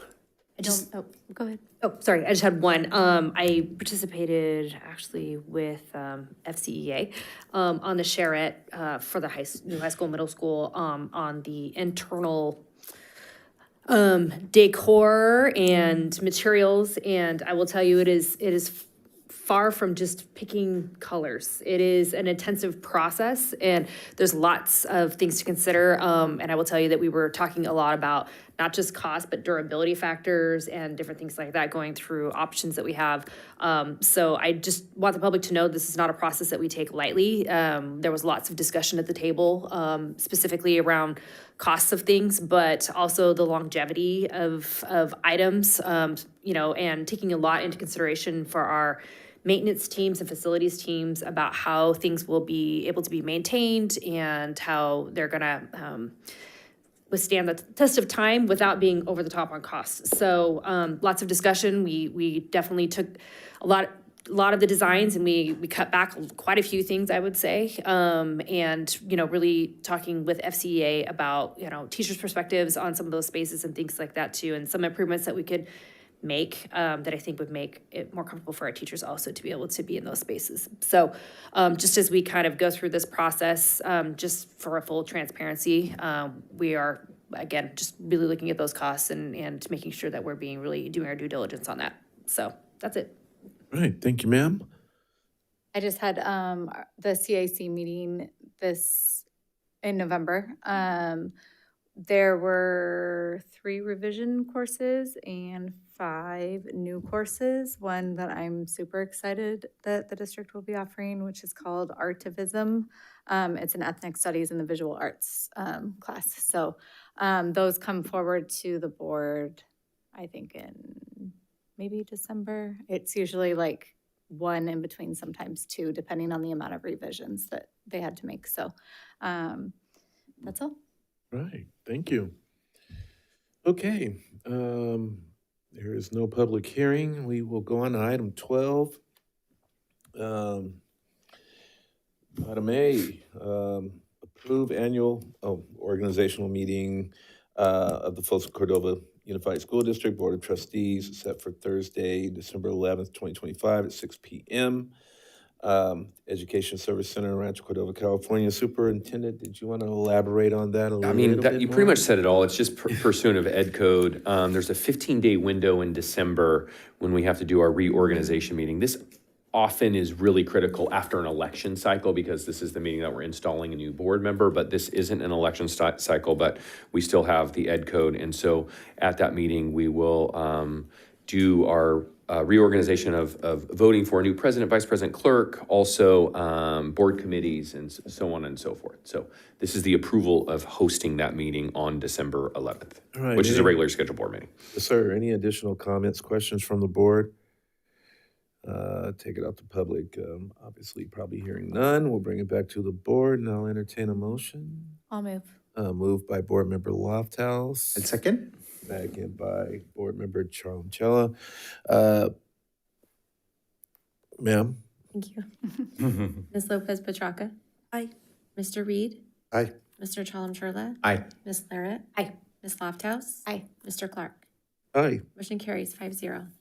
All right. Thank you, ma'am. Item B, approve the proposal from Prime Design for value engineering services for Cordova Villa Elementary School Modernization Project. Superintendent. Absolutely. So the next 2 items are both facility items. So inviting Executive Director Rouse to the podium to speak to them. This, of course, is from direction of the board a while back, making sure that we're doing some value engineering to make sure each taxpayer dollar goes the furthest. Mr. Rouse, if you'd like to share a little bit more about what value engineering means.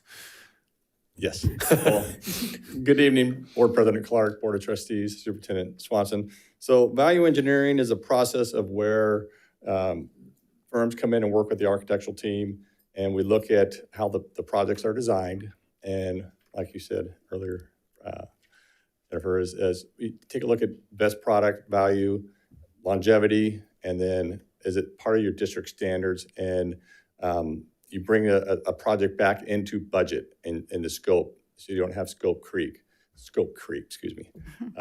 So tonight we're bringing forward, the Prime Design contract for approval. District staff has reviewed the proposal from Prime Design and has submitted it for board approval.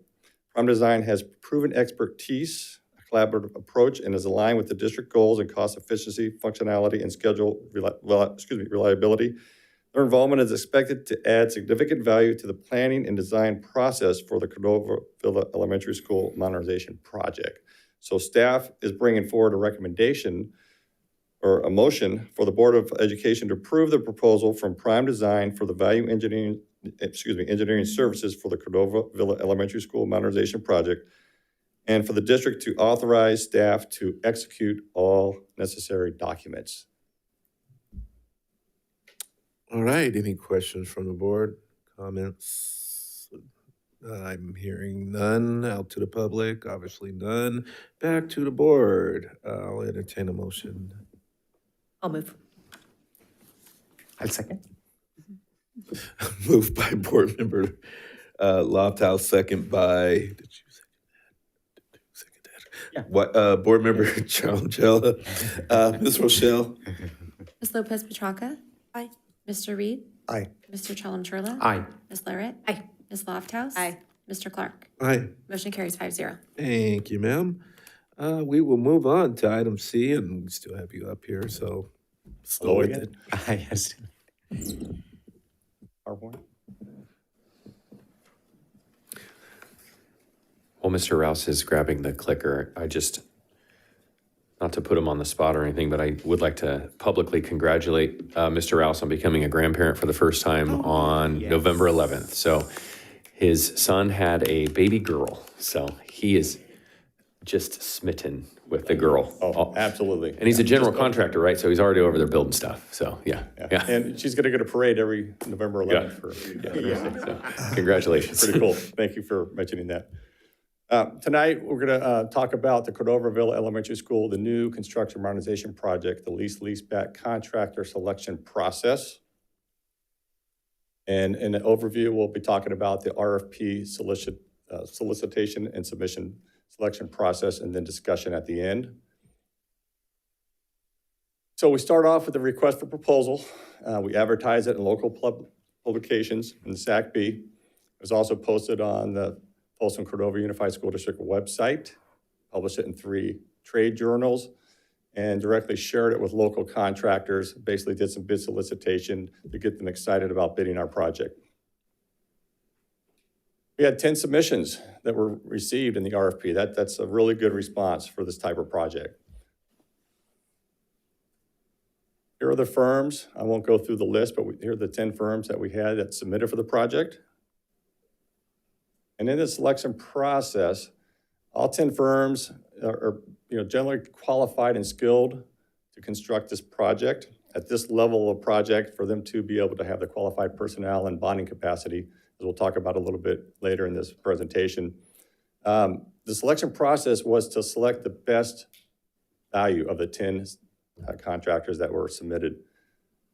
The district staff comprised the majority of the selection committee. The quantity of the firms was narrowed based on evaluation of the written submissions, and the best value scores are an average of each of the members' scoring. So the rationale for the 5 firms that did not go to the interview process, they had limited information on technical expertise, project-specific plans were lacking the detail in other submissions. Past performance records were not as strong as the 5 that we moved forward to interview, and the proposed teams were not as strong as the other 5 firms that we took to the interview process. And then the rationale for the teams that went to the next level, they had the strength of the key personnel. They had past performance of related type projects that had a lot of modernization, new buildings on a campus that is what we call live, right? It's active. Kids are still on site. The strength of the specific plans, local experience, and details on pre-construction and process was key. So as we go through the selection criteria, the strength of the key personnel that was dedicated to the project. The key factor is focus on the qualifications of the key on-site personnel, the actual team that was going to deliver this project. And we requested when they came in for the interview process that they bring in the site superintendent, the project manager, and the assistant project or the project engineer we wanted to talk specifically to the folks that were going to be on the job day to day, that were going to interact with our project manager. Technical expertise. Key factor is the depth and breadth of the firm's pre-construction process, past performance record. The key focus here was their experience in this type of school modernization, not only modernization, but a new project, and being able to have disruption plans that were in place. How are you going to get your underground, keep this school operational through the school year? And then part of that process, we contacted these folks. We also had letters of recommendation that were submitted for each firm. And then on the local experience, we would really focus on, folks that had not only worked in the area, but had resources within the Sacramento region.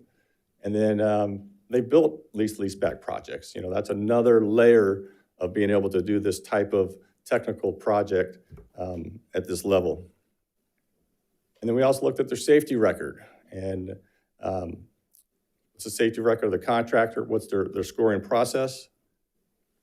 Price proposal, it's important to note here that it's the price proposal in the submission is not a bid, but it's intended to provide an understanding of what the rates and fee structure will be for each phase of the project going forward. Project plans. This is an opportunity when we talk to the team for them to talk about how are they going to deliver this project, what we call means and method. So they're going to take a look at the scope that was on the plans and the drawings, and they need to talk to us about how they're going to deliver this in a timely fashion and keep the project on budget. And the financial capability, and this really takes a deep dive into, do they have the financial stability and the bonding capacity to do a project of this size? Quick summary of the factors influencing the scoring, qualifications of the day-to-day personnel, the past performance of these types of projects, project-specific plans, the technical expertise for the pre-construction services, and then local experience. So here's a quick summary of scoring, the best value, and you can see across the board how tight that was. And it was a lot of qualified contractors that were brought forward. And Landmark was high, the best value movement, at 545. And then the key factors for selecting Landmark, they really had done projects that were similar to this type of project that we're delivering. And that was a key factor. Strong past performance and replacement construction. The pre-construction services and the interaction of their team with our team was very strong. And then they had a strong local experience. That was a quick overview. Open it up for questions and discussions. All right, any questions from the board? Mr. President? Yes, sir. Yeah, just a really quick question. We've done work with Landmark in the past, correct? Folsom has. Folsom Cordova has, yes, sir. Okay, thanks. All right. Any other questions from the board? Mr. President, just a comment. If you don't mind, can you go back to the slide 21, sir? Oh my God. Look at those numbers, so close. Is it a 0.01% difference on that? Yeah, average, right? It's only 2 points difference between the first person and the second person.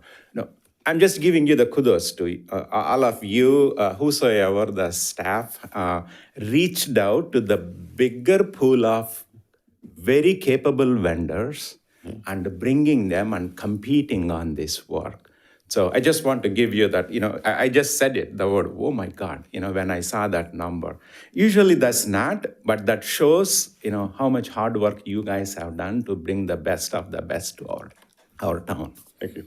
Right? And also quickly, as you and I, generally discussed, as we are going through this value engineering and the second level, lease back, I want to make sure, whosoever is the winner, which is a Landmark, will follow through the best value again, what we as a organization defines. I just want to put that out there, but thank you. Mr. President. All right, thank you. Any other comments from the board? Oh, my God. We'll take it out to the public, but I don't think there's any.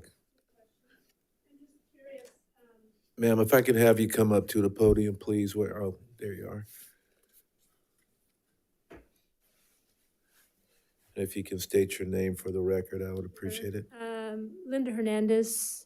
I'm new to these meetings, kind of. I've bid on IT type of contracts. I know cost is usually relatively high in the bidding. Is the cost, the price, was that 50 points out of the total? The weighting? Is that the weighting? The cost was 50 points out of it? Okay, I just seems relatively low, and local companies being weighted heavily.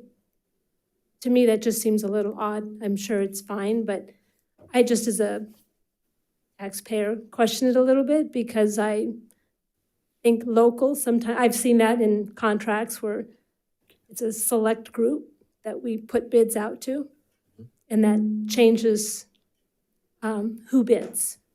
So, just a comment. Okay, thank you, ma'am. Thank you. Okay,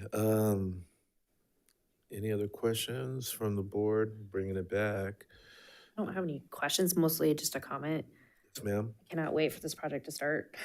It's been a long time coming, and I'm just like very excited for this community to be able to really get that amazing school that they deserve. And, you know, I'm very excited to see the portables gone, and that can't come soon enough. So, or the round building being gone cannot come soon enough. So just very excited about the project. I super appreciate the speed from the time that we've like had a bond to the point that we've already gotten to this point. The facility team has been just like cranking through as fast as they can, you know, while doing their due diligence. So appreciate all the outreach that you've done on these projects, and just keep up the good work. Thank you. Thanks. All right, thank you. Any other comments from the board? And if not, I will entertain a motion. I'll move. Second. Moved by Mr. Reed, second by Board Member Larrett. Ms. Rochelle? Ms. Lopez Petracca? Aye. Mr. Reed? Aye. Mr. Chalem-Churla? Aye. Ms. Larrett? Aye. Ms. Lofthouse? Aye. Mr. Clark? Aye. Motion carries 5-0. All right, thank you. That concludes our discussion action items. We will go on to item 13, Superintendent's Report. Yes, sir. In the month of thankfulness, I want to extend some thankfulness, but focused on as the board knows, we have as a district of our collective commitments, and there are 5 of them. And our first collective commitment is care for people. And I'm going to just share a few things that have been happening around here that is evidence of that. And for certain, it's not an exhaustive list of all the amazing work that's happening with our certificated and classified teammates out there. But this is what I'm aware of or have participated in. And so I'm not sure if it was mentioned at our last board meeting, but based on a lot of the food insecurity that's going on right now for some of our families, I know that the Kinney Culinary Program produced 250 meals to share with the community. And then our community schools team, led by Kate Hazarian and Carla, really put together a food drive district-wide, as well as are participating at the Rancho Cordova Food Bank, and invited the organization to volunteer. And so all executive cabinet members, I think already have, I think they're all expected to volunteer. I think they already have, and no comment about any executive cabinet members getting reprimanded on, you know, their work there. Just kidding. So we've all had an opportunity to volunteer at the Rancho Cordova Food Bank.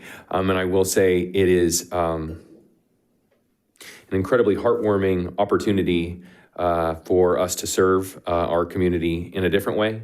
And I just really appreciate the team. And also I know that it's far more than the executive cabinet team. I know ADP and other teams are out there volunteering, and community schools team is regularly out there. And again, to be able to serve in that way is really heartwarming.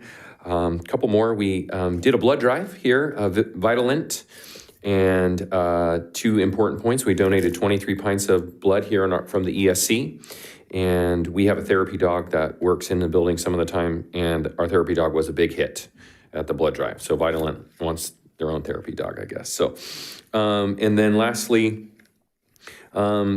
you learned at the beginning of this year, Dr. Pease had a vision around legacy employees and some pins, and we actually pinned a couple board members and Dr. Huber.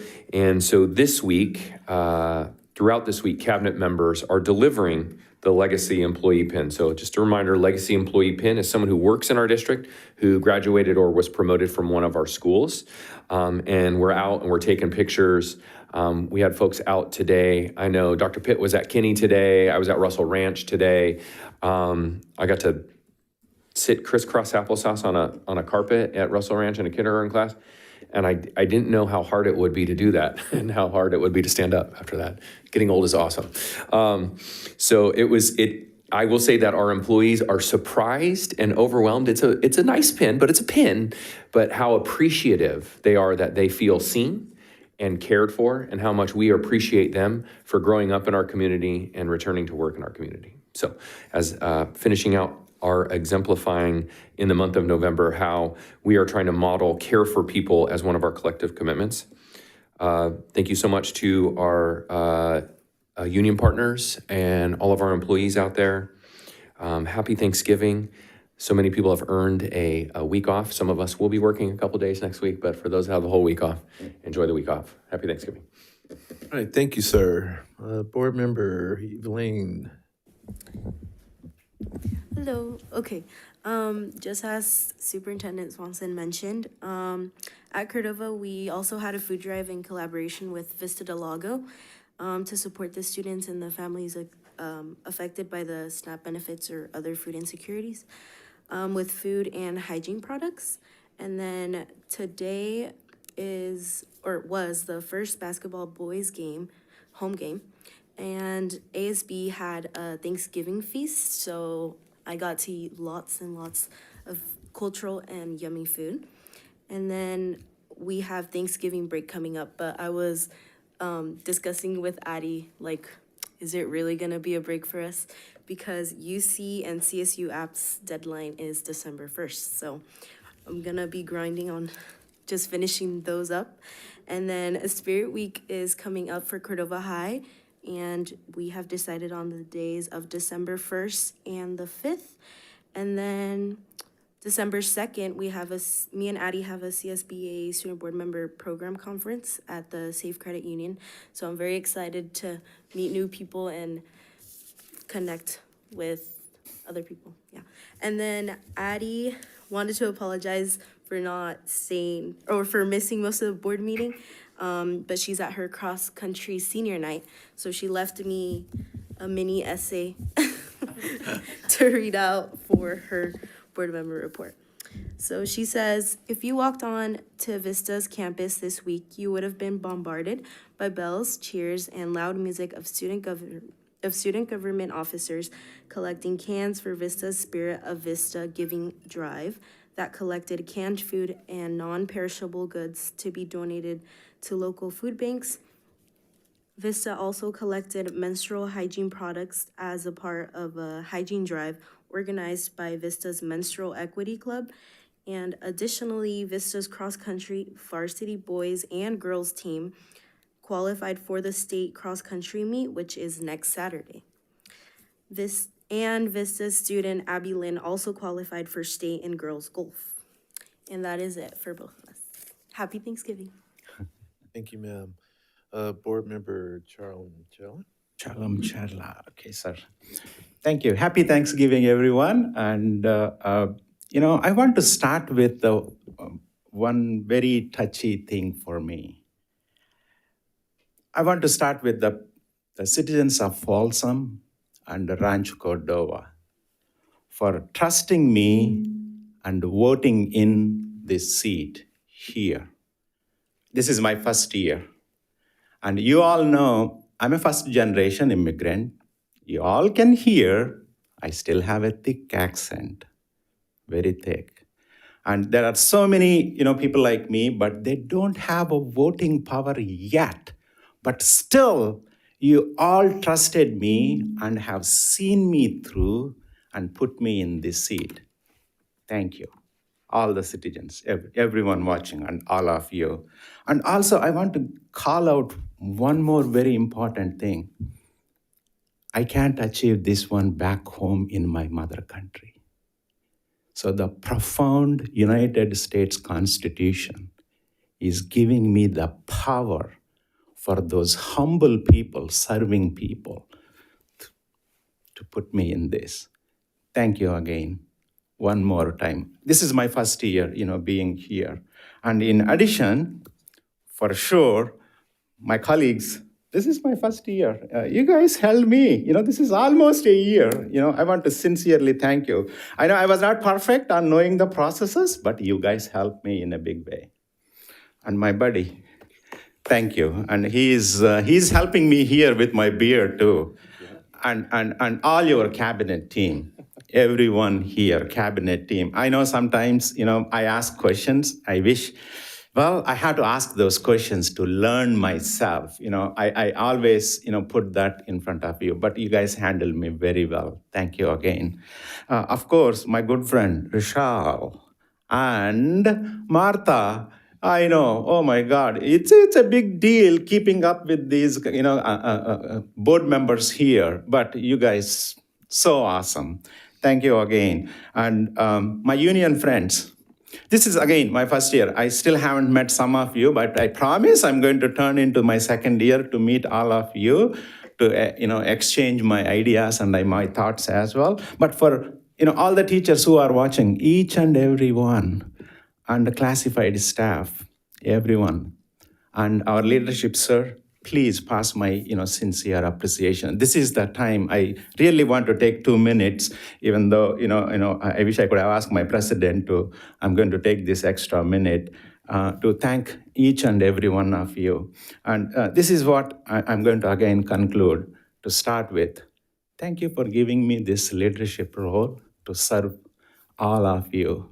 I'm going to work hard, and I'm usually going to question the status quo for the betterment only, but I'm a collaborator and I build partnership. Thank you again for this life and all of you. Happy Thanksgiving, everyone.